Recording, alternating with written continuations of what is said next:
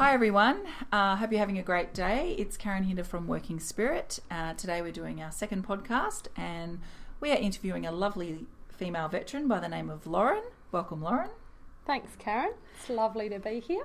Thank you for your time.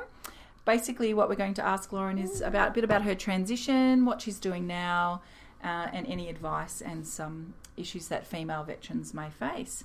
So, Lauren, tell us a bit about what you did in the Navy. I was a combat systems operator, so just over 5 years, and I spent a lot of my career in administration. So my most recent role, I worked for the regulator, and I also managed the reserves at Fleet Support Unit West. And how many people were you administering? Over 200 personnel at that unit. And what were some of the challenges you faced in that role? Probably my rank was the biggest challenge I had. Why do you say that? Given responsibility, especially with the reserves, often I had to get emails sent by someone more senior. I don't think I had any challenges being female. That was about it. Yeah, and what was the highlight of your naval career?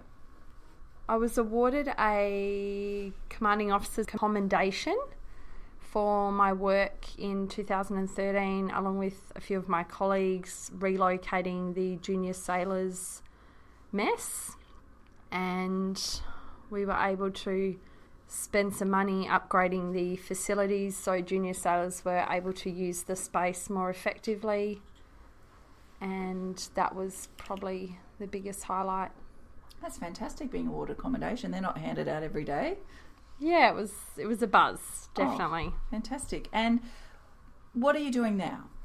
So now I work for RSLWA as a claims advocate. So I'm helping veterans lodge their claims and look at ways or access their entitlements to ensure that they have the greatest quality of life and are able to achieve their goals into the future whilst being able to look after their health that was affected by service.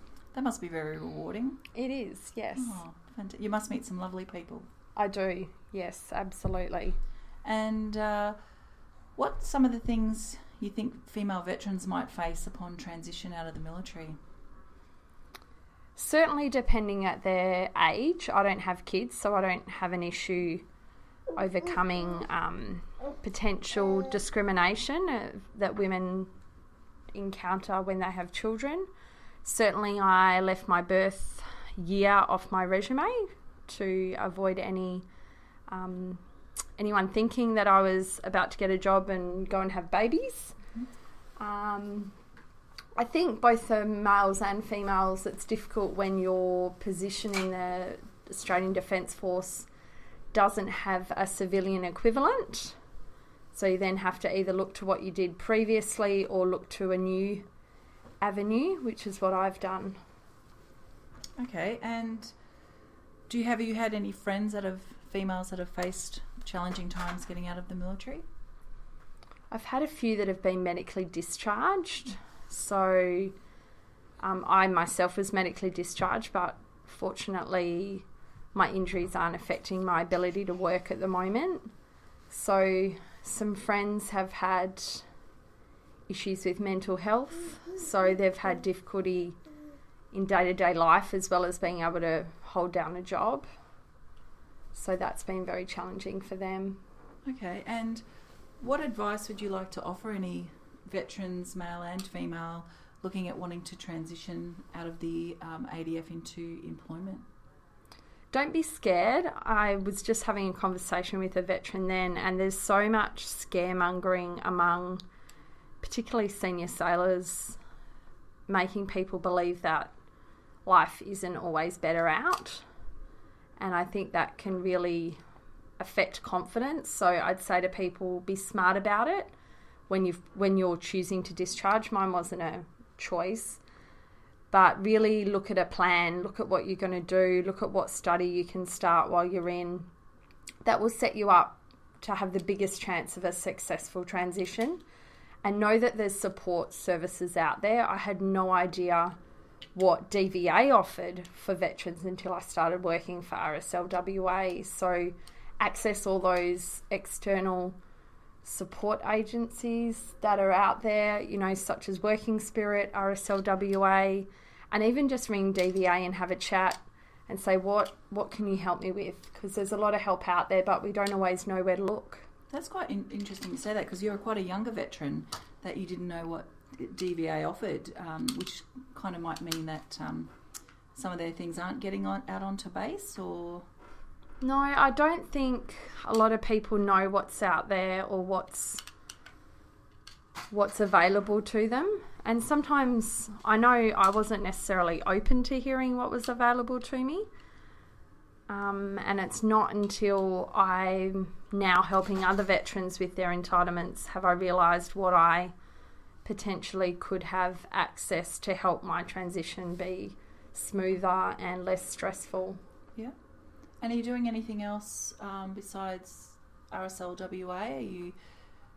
Yes. So before I discharged, I started my own social marketing business, and I found that I was able to find another family, and the Navy certainly, or the ADF units, are very much a family. It's not just a job that you go to and go home.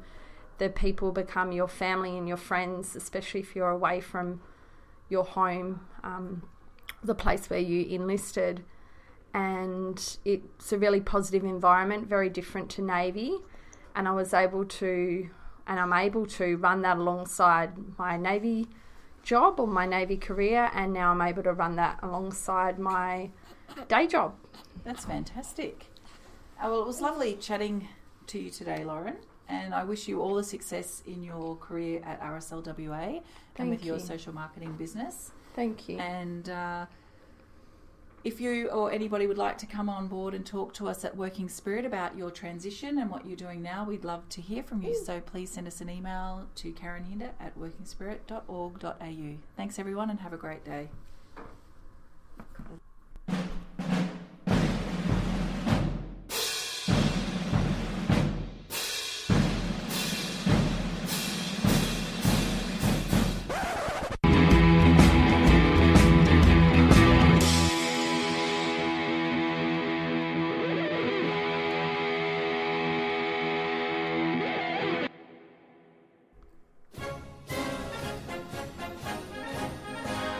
This podcast was edited, published and produced by the RSLWA. Head to www.rslwa.org.au for other content. Make sure to subscribe to this podcast and follow us on Instagram, Twitter and Facebook.